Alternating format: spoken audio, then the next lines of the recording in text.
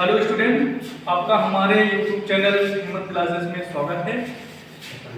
आज हम लोग जो है केमिस्ट्री शुरू करने जा रहे हैं। जिनका केमिस्ट्री वीक रहता है वो जो है क्लास 9 से अपनी केमिस्ट्री सही करें। यहाँ से वीडियो देख करके तो जो है हम क्लास 9 की जो है केमिस्ट्री स्टार्ट करते हैं पदार्थ चैप्टर का जो नाम है पदार्थ से स्टार्ट करते हैं। तो पहले समझते हैं पदार्थ कहते किसको हैं।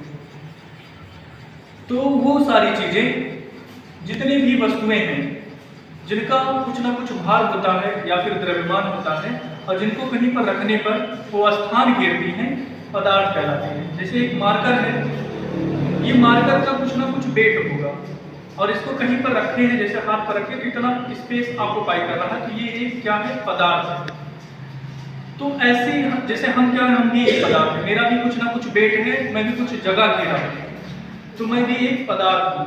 तो वह सारी वस्तुएं जिनका कुछ ना कुछ भार होता है और जिनको कहीं पर रखने पर वो स्थान घेरती है, पदार्थ कहलाता है। अब बात आई पदार्थ मिलकर के किससे बना होता है। तो पदार्थ को पता करने के लिए किससे मिलकर के बना होता है, बहुत सारे वैज्ञानिकों ने अलग अलग धारणाएं दी। तो सबसे पहले जो है महिषी कणाद ने जो बताया था कि पदार्थ छोटे छोटे कणों से, परमाणुओं से मिलकर के बना होता है। बाद में कुछ सिस्टमैटिक ढंग दिए थे जॉन डाल्टन ने।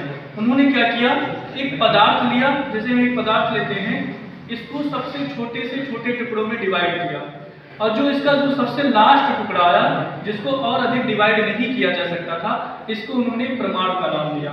परमाणु जैसा कि नाम से ही स्पष्ट है, एटम, इसको इंग्लिश में बोलते हैं एटम। ए का मतलब होता है नॉट और टम का मतलब होता है डिविजिबल।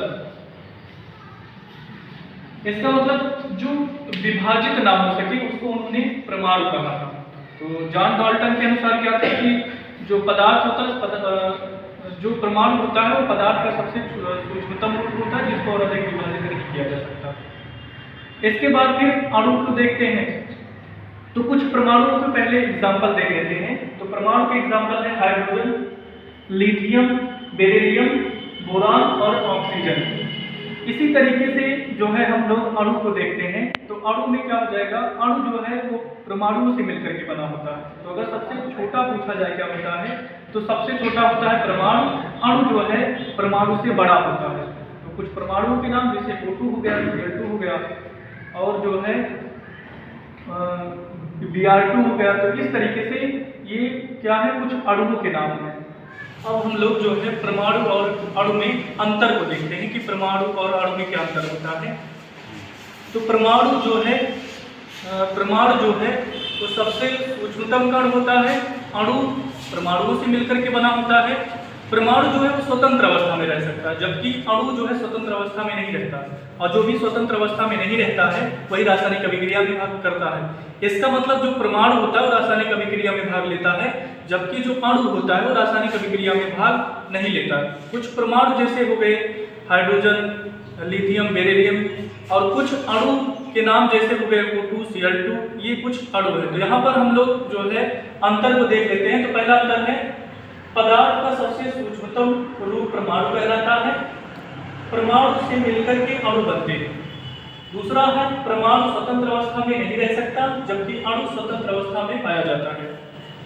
तीसरा देखते हैं कि परमाणु रासायनिक अभिक्रिया में भाग लेता है, जबकि अणु रासायनिक अभिक्रिया में भाग नहीं लेता।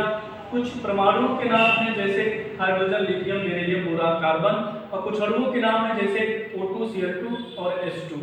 तो यहाँ से आप लोग जो है परमाणु और अणु का जो अंतर है उसका स्क्रीनशॉट ले सकते हैं। अब जो है हम लोग पदार्थ के प्रकार को देखते हैं। तो कणों के नेचर के आधार पर हम पदार्थ के प्रकार को देखते हैं, जो कि मुख्य रूप से अगर देखा जाए तो 3 प्रकार का होता है। बाकी 2 और भी प्रकार हैं, लेकिन ये कण के नेचर के आधार पर है। बाकी पदार्थ शुद्धता के आधार पर भी अलग प्रकार का होगा, तो उसको हम जो है नेक्स्ट वीडियो में देखेंगे। यहाँ पर हम ये देख समझते हैं कणों की प्रकृति के आधार पर जो है पदार्थ कितने प्रकार का होता है। तो मुख्य रूप से देखते हैं तो 3 प्रकार का होता है, ठोस, द्रव और गैस। जैसे हम ये मार्कर को लेते हैं, तो मार्कर जो है ये ठोस है। अब इसकी हम जो है खास बात देखते हैं, इसमें क्या क्या खास बात है। तो इसमें जो है हम किसी भी कण को नहीं देख पा रहे हैं कि इसमें कण जो है जो हमें दिख जा रहे हों आँख से, तो इसमें कण जो है नहीं दिख रहे हैं, इसका मतलब इसके कण जो है बहुत पास पास हैं। तो जितने भी ठोस पदार्थ होते हैं उनके कण जो है बहुत पास पास होते हैं। अगर कण पास पास हैं इसका मतलब जो है उनके बीच में लगने वाला इंटरमॉलिक्यूलर फोर्स, जिसको बोलते हैं अंतरा आणविक बल, वो भी बहुत ज़्यादा होता है। जब अंतरा आणविक बल ज़्यादा होगा तभी वो बंधे रहते हैं, और बंधे रहने के कारण उनका आकार और आयतन निश्चित होता है। तो अगर कोई क्वेश्चन पूछता है कि ठोस पदार्थ का आकार और आयतन क्यों निश्चित होता है, तो इसका रीज़न है कि जो उसके कण होते हैं वो पास पास होते हैं। कण के पास पास होने के कारण उनके बीच में लगने वाला जो इंटरमॉलिक्यूलर फोर्स, जिसको अंतरा आणविक बल कहा जाता है, वो बहुत ज़्यादा होता है, जिस कारण से वो बंधे रहते हैं और अपने स्थान को छोड़कर नहीं जा सकते हैं, और इस कारण से इनका आकार और आयतन दोनों निश्चित होता है। अगला पॉइंट है कि जो ठोस पदार्थ होते हैं उनका घनत्व जो है वो ज़्यादा होता है। घनत्व का मतलब क्या होता है? घनत्व बराबर होता है द्रव्यमान बटे आयतन। इसका मतलब जो है जैसे इसका अगर इसका आयतन लिया जाए तो ये एक सिलेंडर टाइप से है कि इसके आयतन में जो है कण बहुत ज़्यादा है। इसका इतना ही आयतन है लेकिन इसमें कण बहुत पास पास है, जिस कारण से कणों का इतने ही आयतन में कण ज़्यादा है, इसका मतलब डेंसिटी इसकी ज़्यादा होगी, घनापन ज़्यादा होगा। तो जो ठोस होता है उसका घनापन ज़्यादा होता है, डेंसिटी ज़्यादा होती है। साथ ही जो ठोस होते हैं उनके कण तो बहुत पास पास होते हैं। कण पास पास होने के कारण उनको दूर करना बहुत मुश्किल रहता है। तो अगर उनका आकार हमें परिवर्तित करना हो तो जो है उनको गलाने पर ये इस तरीके से चेंज कर सकते हैं, या फिर उनको उबालने पर या फिर क्वथनांक पर। तो इनका चाहे गलनांक निकाला जाए चाहे क्वथनांक निकाला जाए, दोनों ही बहुत ज़्यादा होता है। तो इस प्रकार जो है ठोस का जो है जो कण होते हैं वो पास पास होने के कारण इनको बहुत ज़्यादा गर्म करना पड़ता है। इसका मतलब इसका क्वथनांक ज़्यादा होता है, और इसको ठंडा भी बहुत ज़्यादा करना जो है यहाँ से देख सकते हैं। जो ठोस होता है उसका गलनांक और क्वथनांक जो है बहुत ज़्यादा होता है के बारे में। तो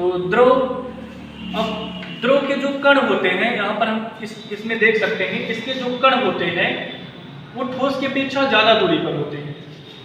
ठोस की अपेक्षा तभी भी इनके कण को तो हम वैसे नॉर्मल रूप से नहीं देख सकते हैं, लेकिन तब भी ठोस की तरीके से अगर इनका देखें तो पानी का लेवल हिल डुल रहा है, इसका मतलब इनके कण जो है वो गति में है। तो इनके कण के जो है इसका मतलब ये है कि इनके जो कण होते हैं वो ठोस से थोड़ा ज़्यादा दूरी पर होते हैं। ठोस से ज़्यादा दूरी पर होने के कारण इनके बीच में जो आकर्षण बल लगता है इंटरमॉलिक्यूलर फोर्स, वो जो है वो कम रहता है। किसकी अपेक्षा? ठोस की अपेक्षा इसका अंतरा आणविक बल कम रहता है। और इनके कण जो है ठोस की अपेक्षा ज़्यादा दूरी पर रहते हैं, जिस कारण से इनको जो है इनके जो कण होते हैं वो चलते रहते हैं, और जिस आकार के रूप में ढाला जाता है उस आकार के रूप में, जैसे ये अभी इस रूप में है, अगर मान लो इसमें जो है 50 ग्राम पानी है तो पानी की मात्रा तो यही रहेगी, लेकिन अगर हम इस बीकर में इसको डाल देंगे तो क्या होगा, ये इसका आकार ले लेगा। पहले ये इतने आकार में था, अब इस आकार में हो गया। तो यहाँ से देख सकते हैं कि जो द्रव होता है उसका आकार जो है वो परिवर्तनशील होता है, लेकिन अगर इसमें जो है 50 ग्राम पानी था तो इसमें भी 50 ग्राम रहेगा। पानी की मात्रा नहीं चेंज हो रही, तो इसका मतलब आयतन नहीं चेंज होता है, आकार में परिवर्तन हो जाता है। इसके बाद जो द्रव का घनत्व होता है, तो जो द्रव का घनत्व होगा वो ठोस की अपेक्षा कम होता है, क्योंकि इतने आयतन में इसके जो कण है वो ठोस की अपेक्षा थोड़ी ज़्यादा दूरी पर है, और आयतन तो उतना ही है। उतने आयतन में जो है अगर कण की मात्रा कम रहती है तो उनका घनत्व भी कम होता है। तो अगर एक जो है सेम पदार्थ लिया जाए ठोस का और उतना ही मात्रा द्रव की ली जाए, तो ठोस में कण ज़्यादा पाए जाते हैं उतने ही वॉल्यूम में, आयतन में, जबकि द्रव में कम होते हैं। इसका मतलब जो द्रव का घनत्व होता है वो ठोस की अपेक्षा कम होता है। अगला जो उनको गलाते हैं, गलनांक होता है या फिर उनका क्वथनांक होता है, वो भी जो है ठोस की अपेक्षा कम रहता है। कम क्यों रहता है? क्योंकि इनके कण जो है ठोस की अपेक्षा ज़्यादा दूरी पर रहते हैं। इसका मतलब इसको टेम्परेचर देने पर, कुछ तापमान देने पर इनके कण गतिशील हो जाते हैं और गैस अवस्था में चेंज हो जाते हैं। तो जो है ठोस की अपेक्षा जो है इनका जो द्रव्यमान होता, जो गलनांक और क्वथनांक होता है वो कम रहता है। अब इसके बाद हम देखते हैं गैस के बारे में। तो गैस के जो कण होते हैं वो बहुत ही दूर होते हैं, ठोस की अपेक्षा बहुत ज़्यादा दूरी पर होते हैं। तो बहुत ज़्यादा दूरी पर होने के कारण इनके बीच में लगने वाला अंतरा आणविक बल जो होता है वो कम रहता है। तो अंतरा आणविक बल कम होने के कारण इतना कम होता है कि उनके कण जो है अपने में घूमते रहते हैं, साथ में अपने जिस भी शेप में रखे गए हैं वहाँ के अगर उनको जगह मिलती है तो उसको छोड़ करके निकल भी जाते हैं। जैसे हम एक गैस सिलेंडर में गैस भरा हुआ है, कंप्रेस करके भरा गया है, जैसे ही वो थोड़ी सा जगह पाता है वहाँ से निकलने लगता है। इसका मतलब उसके जो कण होते हैं ज़्यादा गतिशील होते हैं, और ज़्यादा गतिशील होने के कारण जो है वो निकलते रहते हैं। उनको जो है थोड़ा सा भी अगर जगह मिल जाता तो वो निकल जाते हैं। इसका मतलब उनके कण ज़्यादा दूरी पर हैं और वो अपने स्थान, ऐसा नहीं है द्रव की तरीके वो अपने स्थान को छोड़ करके नहीं जा सकते, वो अपने स्थान को छोड़ कर भी जा सकते हैं। यही रीज़न होता है कि जो द्रव होता है, जो गैस होता है, उसका आयतन और आकार दोनों ही अनिश्चित होता है। और गैस में डेंसिटी तो एकदम ना के बराबर होती है, बहुत कम होती है, क्योंकि उसके कण बहुत ज़्यादा दूरी पर होते हैं। और गैस का गलनांक क्वथनांक भी सबसे कम होता है। तो इस तरीके से हम लोगों ने ठोस, द्रव और गैस के बारे में देखा। तो इसको जो है इसके बारे में आप लोग जो है ठोस द्रव के जो अंतर है इसके लिए आप लोग स्क्रीनशॉट ले सकते हैं। मैंने ठोस, द्रव और गैस के बारे में कुछ जितने भी पॉइंट्स बताए हैं उसको यहाँ पर लिख दिए। एक पॉइंट छूट गया है कि अंतरा आणविक बल वाला, तो आप लोग वो वीडियो को सुन करके उस पॉइंट को लिख सकते हैं और इस तरीके से ठोस, द्रव और गैस में अंतर को देख सकते हैं। इसके बाद पदार्थ के दो प्रकार और भी हैं, एक होता है प्लाज्मा और दूसरा होता है बोस-आइंस्टीन नियतांक। तो इसके बारे में उतना क्लास 9th में नहीं बताया गया है। मेन रूप से हमें ठोस, द्रव और गैस के बारे में पढ़ना है, लेकिन दो और प्रकार के बारे में भी पता होना चाहिए। एक होता है प्लाज्मा और दूसरा है बोस-आइंस्टीन जो है प्रकार या फिर बोस-आइंस्टीन नियतांक।